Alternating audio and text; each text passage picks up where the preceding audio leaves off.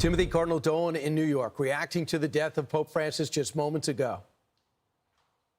But we also offer gratitude to God for the gift that he was. We don't call it Holy Father for nothing.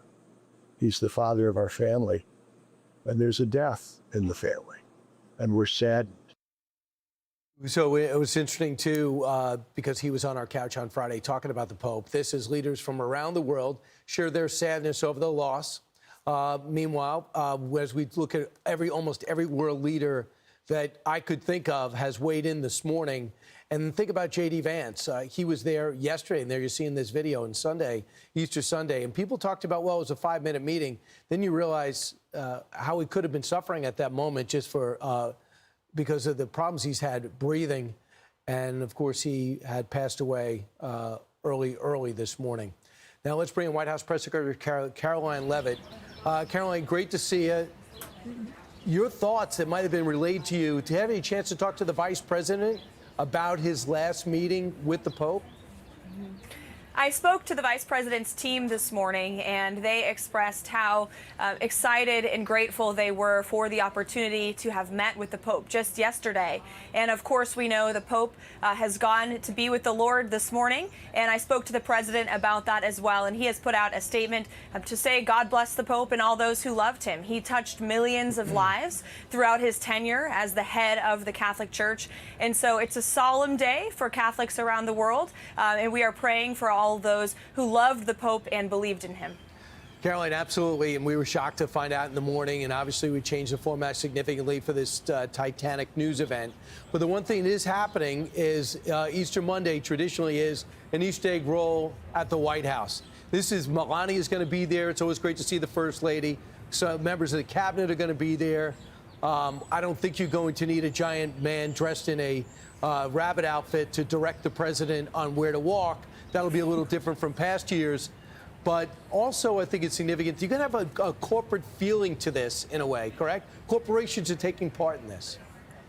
Well, that's actually always been the case, Brian. It's just that the legacy media has picked up on it now because it's the Trump White House and they criticize everything we do. This is going to be a traditional Easter egg roll. The First Lady has overseen the careful coordination of this event alongside the United States Secret Service and the National Park Service as well. And the President and First Lady will be welcoming thousands of people to the White House South Lawn today to roll the eggs, but also to partake in many other celebrations and festivities. So it's a joyous day for families who are traveling from all around the country to celebrate Easter Monday with the President and the First Lady. And you'll be hearing from both of them later this afternoon. All right. I didn't actually take it as a negative. I think when corporations are helping out a children's event, I think it's a positive.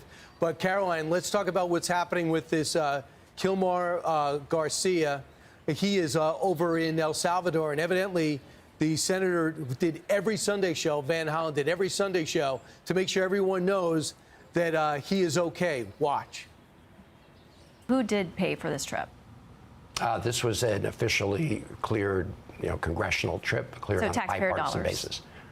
Yes, like every other trip that, like the trip Kristi Noem took with her fashion show before CCOT, like the trip that 5 Republican members of the House took, like the day before when they went into CCOT. I can tell you, so yes, it was an official trip. Right. That was an official trip. I don't know if any more will follow. What do you think people should know about the person that Senator Van Hollen visited? They should know the truth about this man. He is an illegal alien, a foreign terrorist, and a criminal MS-13 gang member who violated our country's laws by coming here in the first place. And shame on Senator Chris Van Hollen and the entire Democrat Party, who wasted Easter Sunday going on every television show in the country to advocate for the return of an illegal criminal gang member. There is a litany of evidence proving this individual's ties to MS-13 that has been confirmed in 2 different courts. There have been multiple law enforcement officers officers who have affirmed his MS-13 gang affiliation, and this is who the Democrat Party is advocating for. It is ridiculous. The president, this White House, the entire administration will continue to focus on deporting these illegal alien gang members and criminals from our nation's interior and enforcing our country's immigration laws. That's what the president was reelected to do. And I would add that the overwhelming majority of Americans continue to support the deportation of illegal criminals. A recent CBS poll showed that 89% of the American people support deporting illegal criminals from our homeland. So the president will continue to do that while Democrats continue to trip over themselves, while ignoring American citizens whose lives have been forever impacted by the actions and the crimes of these illegal criminals, like Patty Morin, who we were so honored to have at the White House to share her daughter's story just last week. Senator Van Hollen has never called her, has never reached out to her family, yet he has spent hours now fawning over this illegal alien who is tied to a vicious gang that has taken the lives of American citizens. It's unbelievable. I was disappointed that no one even broke out the field interview with the gang unit that interviewed him out when he was arrested originally, was taken into custody. They said he had the tattoos. He was wearing the Chicago Bulls hat. They had an informant who they still trust, said that he even had a ranking within MS-13. They never talked about the trafficking case, that for some reason no luggage going from Texas to Maryland. We don't know what he was doing for a living to allow him to sustain living there. Senator Kennedy did come out and say, yeah, this guy looks like a really bad guy, but the administration made a mistake sending him to El Salvador. Do you feel that way?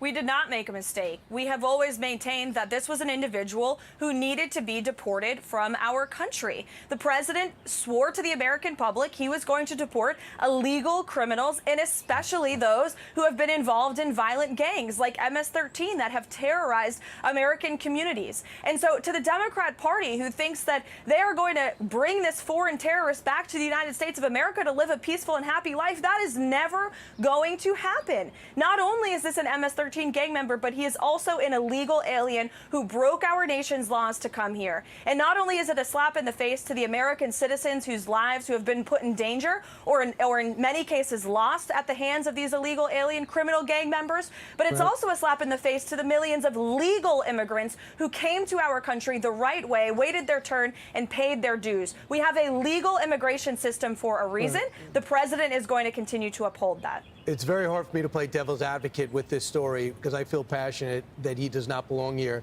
but I do try. I want to end with this. Front page of the New York Times, Secretary of Defense Pete Hegseth back in the news about staffers had to be dismissed and a second signal chat that took place.